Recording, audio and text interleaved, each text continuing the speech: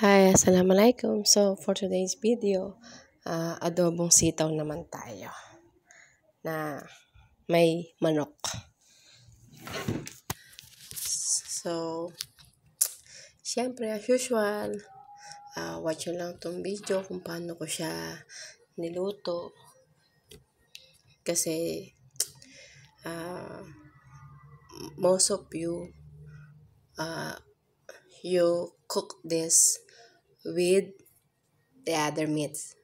But me, because we don't eat that, so I always cook chicken dish or beef, fish, yan, mga ganyan.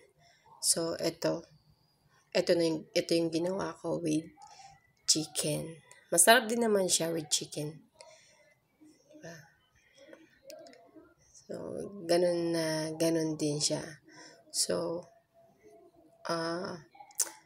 sometimes talaga, nagluluto ako, or hindi naman sometimes, siguro mga twice a week, nagluluto ako ng Pinoy dish. Yan. Para, syempre, both sides, alam ng mga anak ko yung mga dish namin. Filipino dish, tapos dun sa Pakistani dish. Ayan. So, lahat ng mga dish natin dyan sa Pinas, ginagawa ko rin dito sa bahay at pinapatikim ko rin sa kanila. Pagka hindi nila nagustuhan, so magluluto ako ng Pakistani dish. Pero mostly sa mga niluluto ko, nagugustuhan naman din nila yung mga Filipino dish.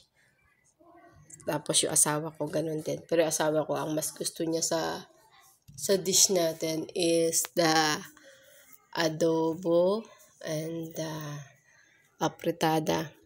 Ayan, yan ang mga gusto niya. Saka yung favorite niya sa fish dish, yung fish fillet. Ayan, gusto niya. Pero yung mga anak ko, kahit anong gusto niyan, spicy or non-spicy, gusto nila. So, ito, first time nilang matitikman to.